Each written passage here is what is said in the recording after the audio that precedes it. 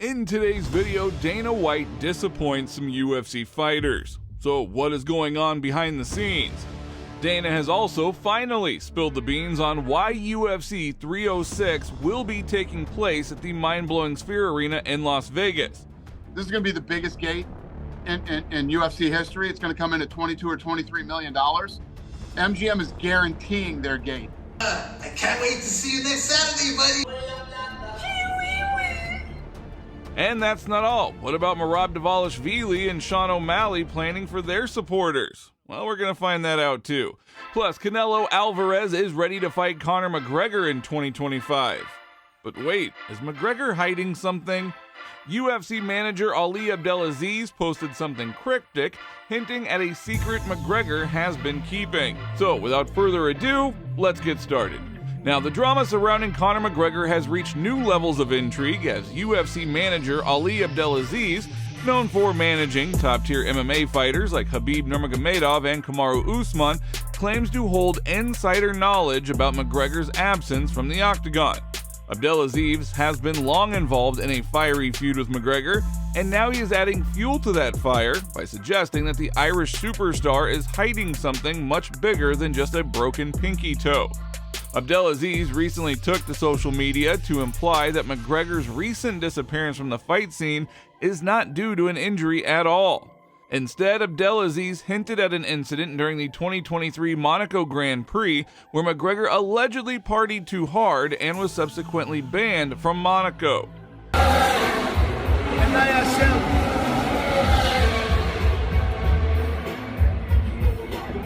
Though McGregor claims his absence from this year's Monaco GP was due to training, speculation has only intensified.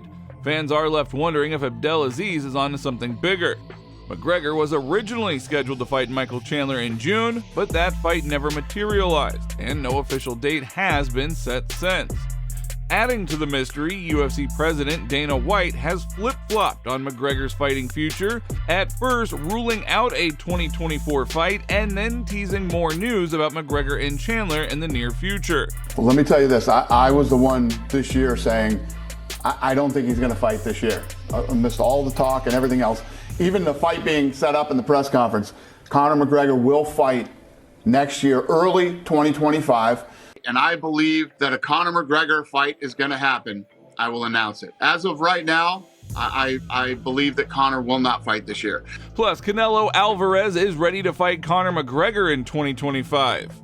You and Conor McGregor have been going back and forth in recent months. Fighting him would be a mega event and mean major money for you. Are you open to fighting Conor McGregor next year? Yeah, why no? And then we show boxing is better. You told me easy money last time. Is that still true for you? Easy money for McGregor? Yeah, easy, way easy money. How soon does that fight end? No, we never talk about it. So, but you asking me and I just respond. Oh, meaning how soon do you knock him out, you think? Oh, at the time I want. 1 round, 2 rounds, 3 rounds, whatever I want. I'm loyal. Justin Bieber. What's up, Justin Bieber? Love you, brother. Conor, we're gonna get him next time, my boy. Let's go.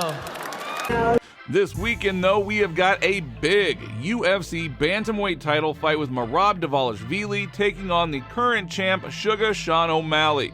With both fighters being so very different in style, this could be a real crowd pleaser.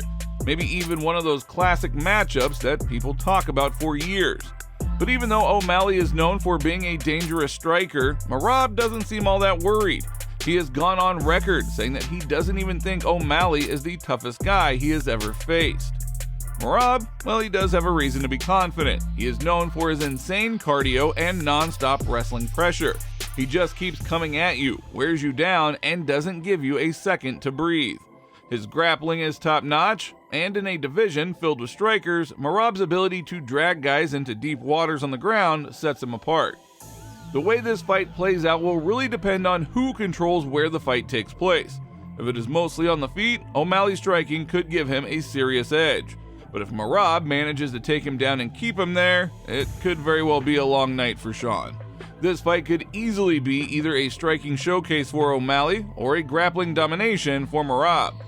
There has also been talks, especially from former champ Henry Cejudo, that O'Malley might have a weakness on the ground. Cejudo claims to have inside info from O'Malley's camp, saying that Sean's been Bro, learn to read and speak English. Let me help you. Listen.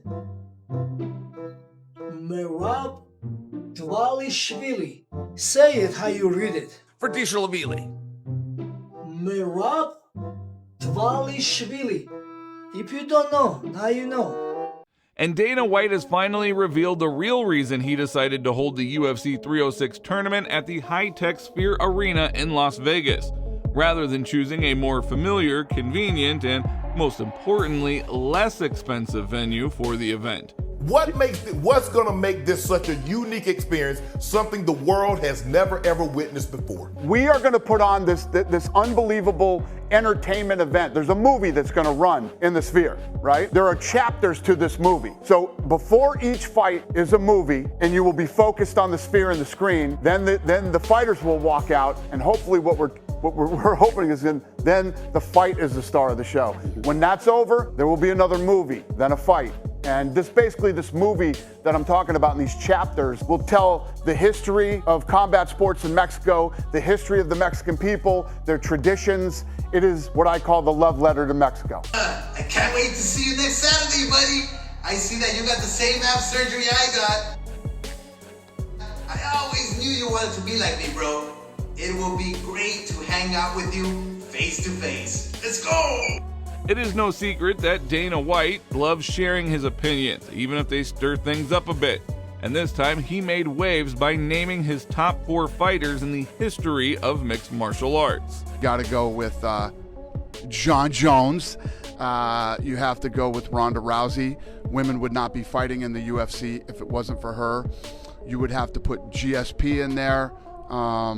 And absolutely positively Conor McGregor. He elevated and changed the game globally. Stop riding Jones. Shut the f*** up. Look at the stats, read them. Best of all time, and he is the pound for pound best fighter in the world. Ride that,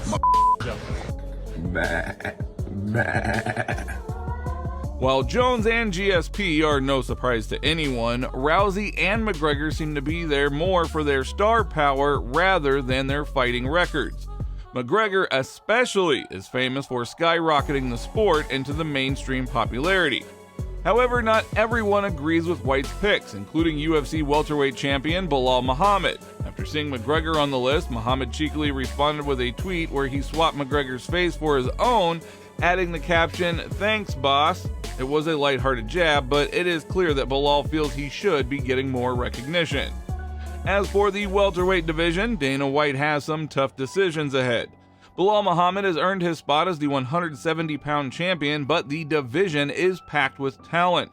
Top contenders like Shavkat Rakhmonov and former champ Kamaru Usman are already being mentioned as possible future challengers. Belal's willingness to take on anyone in his path certainly does help keep the division rather exciting. That is all for today. If you did like the video, make sure to hit that like button and subscribe for more content just like this. Thank you so very much for your support.